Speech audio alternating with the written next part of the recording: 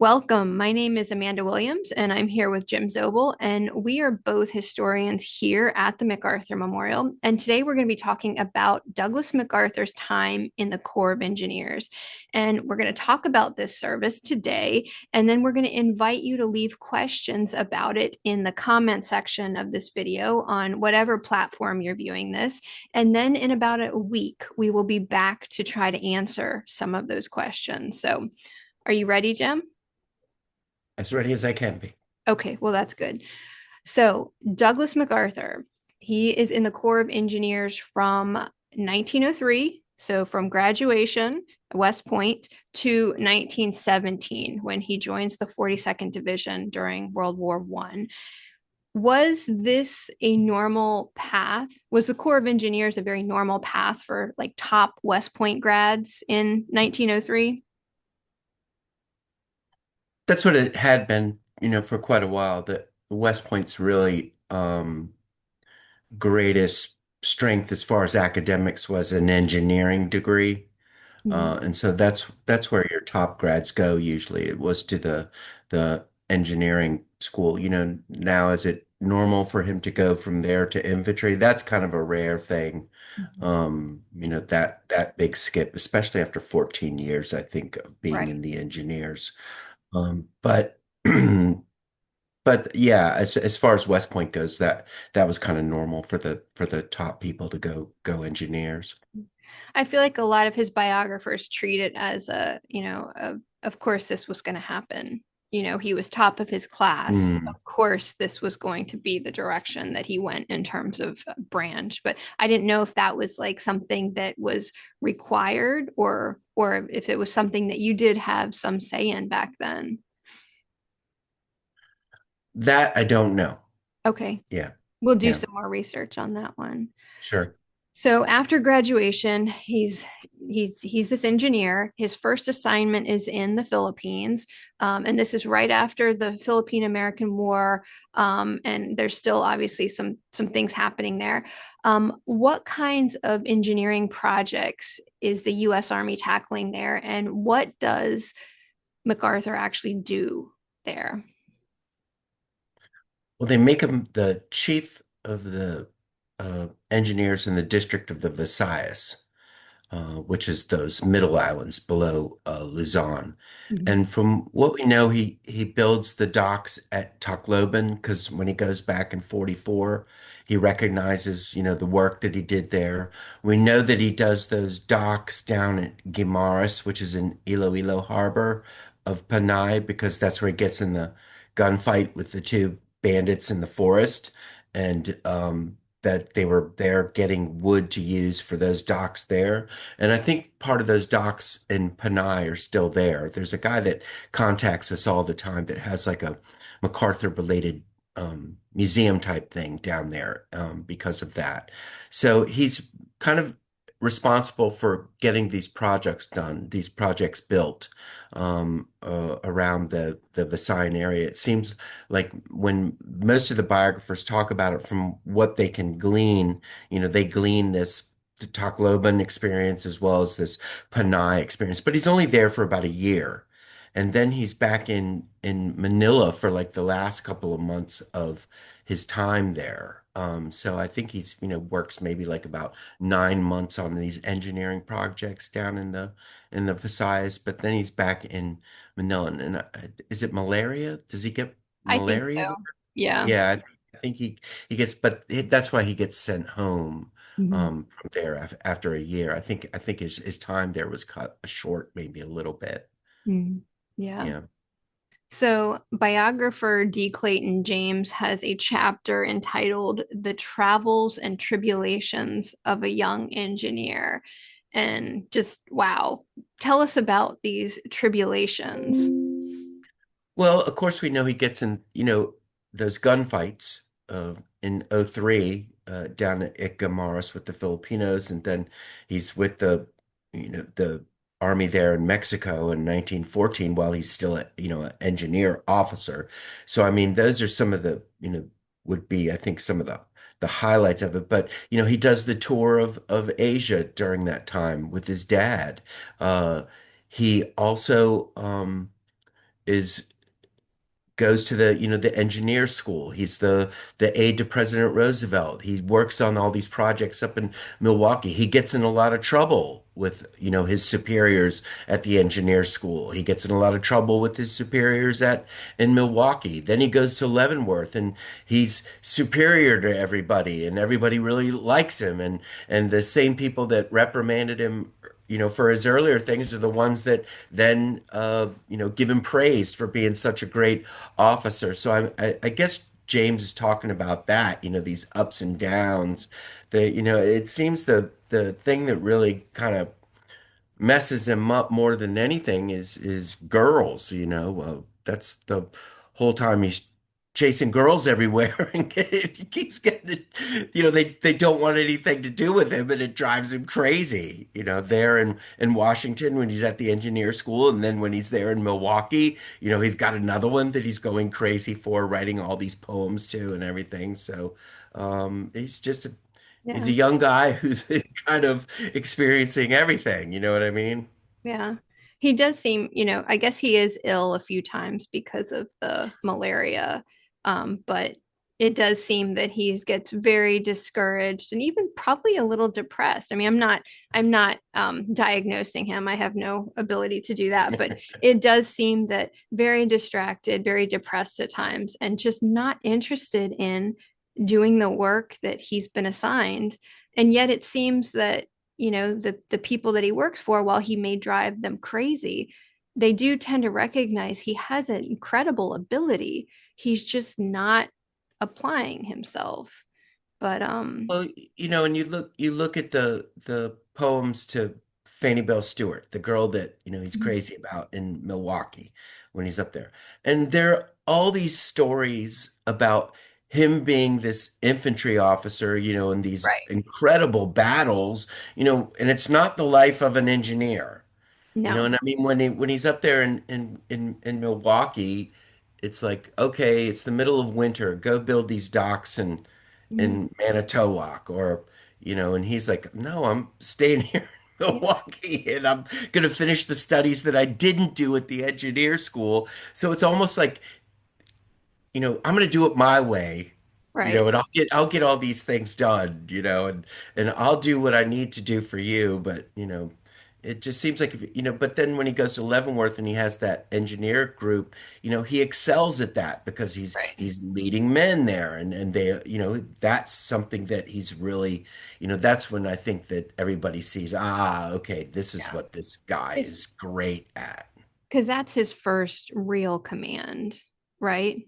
Yeah, aside Big from, first like, big, yeah. yeah, yeah. I think so, where he's got a company of engineers, Hmm. and it supposedly turns it from the worst group into the best group, Hmm. there at Leavenworth. And then Yeah. at Leavenworth, he's doing all those different jobs as like commissary officer, Mhm.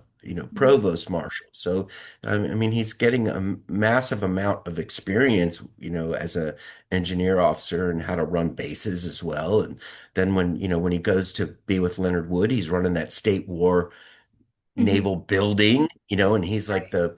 the manager of the building. So I mean, he's getting a lot of experience, and he's getting a lot of combat experience too. So it is like James said, the trials and travels of a young engineer officer. Now, I want to go back just a little bit because James calls one of the little sections in that chapter the brink of oblivion. Right. I just love all these little subtitles and chapter titles. But so just going back a bit, so you did mention he goes on that trip to Asia. Yeah. And then he comes back and then he's assigned to engineer school at Washington Barracks, and that's in DC, right? Right. It Right. right in DC. Okay. I think so. Yeah. Yeah. And then, I mean, obviously, this is a very coveted appointment for a young officer. But he, as you've mentioned, loses interest, is distracted, but he also ends up spending time, like you said, in the White House, in Yeah. Theodore Roosevelt's White House. So that that doesn't seem like the brink of oblivion to me to be in the White House with Theodore Roosevelt as what, a young lieutenant? Yeah. So I why think why is he that the I brink think of he's oblivion? talking I think he's talking more about that Milwaukee episode because Okay. William Judson really makes a stink about MacArthur there because Yeah. he's not doing what he's supposed to be doing and Judson calls him a complainer Mhm. and somebody always trying to get out of work, but then the what happens is he gets transferred to the Leavenworth by the chief of staff, J. Franklin Bell, who's a friend of Arthur MacArthur's. Now does Arthur MacArthur go to Bell and say, "Look, my kid's having all these troubles with this guy in Milwaukee. We need to get him out of here." Nobody knows that. But the chief of staff, directs him to go to Leavenworth. And when he gets to Leavenworth, that's when the the report comes from Judson, the guy who's in Milwaukee, his commander, and he sends that to the chief of engineers. And then MacArthur, in his rebuttal, he doesn't send it back to Judson. He sends it to the chief of engineers, just totally, out of protocol and everything else, and so it's almost like he's on the brink of oblivion, about to sink his own Right. career, because of that. But then at at Leavenworth, he does so well, with that company of engineers. He becomes the demolitions instructor for Fort Riley, the cavalry school. They all think he's the greatest, and even his mom thinks he's about to lose, the position in the army. And so she gets E.F. Harriman's railroad people to start, questioning, how to get MacArthur out of the army and into the railroad. And when MacArthur finds that out, he's like, what the, I don't want to do that at all. So I think even his mom was like, oh boy, this isn't going to work out for him, in the thing. But, then when the chief of the engineers, William Marshall, is the guy that MacArthur sends his rebuttal, Judson's things to. But then at Leavenworth, the highest praise that he gets is from William Marshall, that chief of engineers. So it's like I was saying, the people that reprimanded him then are like, "Boy, you're the greatest," and that's what everybody at Leavenworth really, kind of thought because he was capable at everything. He got all his work done. And, is it because he's more interested in that? I don't, who knows? Who Yeah. knows? But, it's like going from, the pinnacle of being a slacker to, the pinnacle of being in the middle of it. And then that's what really, gets him picked by Leonard Wood, along with his mom being sick to go to Washington, Yeah. and be his aide and then be on the general staff. So, I mean, it all worked out pretty good. Sometimes I think that the trip to Asia with his father and mother, I think that was a very exciting point in his early career. I think that first assignment in the Philippines in 1903 was very exciting too. I think everything that followed that in some ways, maybe even the White House too, was kind of disappointing in a way, or maybe he's looking at his brother Arthur's career and thinking his career is a lot more exciting right now than mine. Me in Milwaukee, me in these other places. But that I've often wondered if like watching his brother's career in the Navy and him comparing it maybe made him a little dissatisfied too. But I think you're right about the girls too. But Maybe, I'm just throwing one maybe. more idea Yeah. out. But Yeah, I hadn't thought of that. But it's like we've always said, he is the pace setter, so he would be looking at him, yeah, Mhm.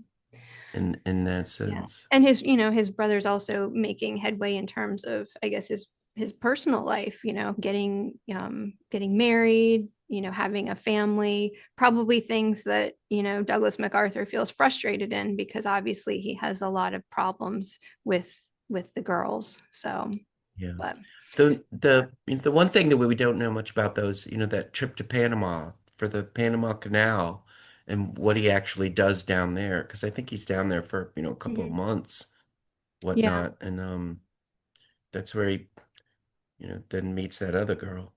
Right. I Well, there we go again. Yeah. But you're right. All his biographers are kind of light on that topic, but that does seem to be another one of those kind of interesting times for him. Well, But the guy who builds the head engineer Gethels, is that it? You uh, know, uh, You got I me. forget. Well, he becomes real, he works with him pretty close, the guy that's putting that together. So I mean, it's got to be an amazing experience for him. Hmm. But, it's just we don't we he didn't talk about it much and we don't know much about it. Right. All right. So you mentioned that he is going to go work in the office of the chief of staff. So tell us how that Mm-hmm. happens, and then, what are his duties as an engineer during that time? Well, I think that's where he kind of gets out of that engineer work. He's still in the Okay. branch, but it's Okay. it's he's doing the duties of the general staff because uh, Leonard Wood, when Arthur dies in 1912, his mom is sickly. His mom is sickly for the last 40 years of her life, basically. But Leonard Wood says if we bring her to Washington, she'll be more accessible to Walter Reed Hospital and things like that. And then so as well, Leonard Wood says, okay, well, I'll make Douglas MacArthur my aide.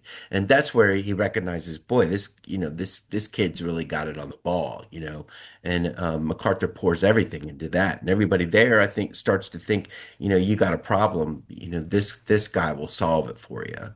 And that's why Wood picks MacArthur to go to Veracruz in 1914, because he wants eyes and ears on the ground. MacArthur he trusts. MacArthur he knows has you know, a reputation for boldness, so to speak. So, I mean, I think that he fits right in there, and then after he runs that State War Naval building we were talking about, he becomes one of the 38 members of the general staff.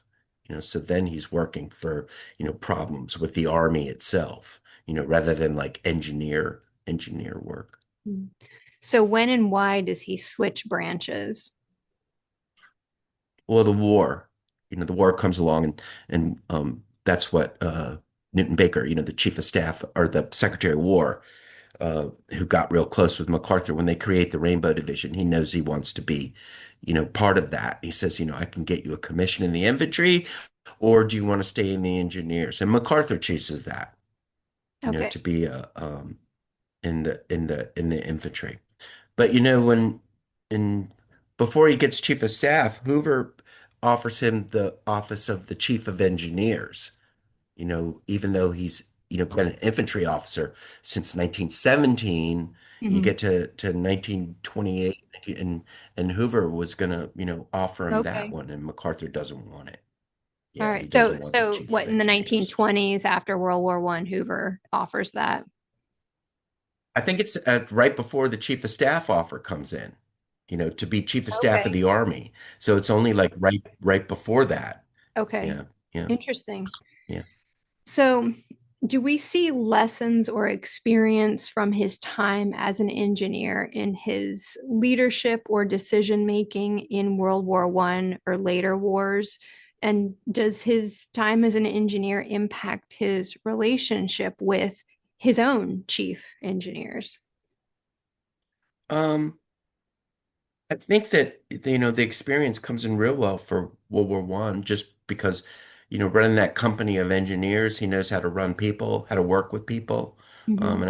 and like I said before, I think that's what most people saw as MacArthur's forte is being able to influence people or get the most out of them. Because I've met a lot of those guys that said they were around MacArthur at the time, and they would be in a sense like not, wow, that guy's really cool. It's like he makes me feel 10 times better about myself, than I felt 5 minutes ago. And that's really the magic of MacArthur, Right. is that ability to instill within others their belief that they can do the job, that they can do the job. And I think that comes a lot from that engineer experience, with working all those people, then with, as well on Leavenworth, where he does have all those different posts that he has to work with, different branches of Mhm. the army throughout as both an instructor as well as like, the commissary officer to figure out, how am I going to feed all these people here, in that sense. So, I mean, I think the whole experience is something for him. And then as well on Gamaris and at Veracruz, he he realizes he's able to stifle fear. Mm.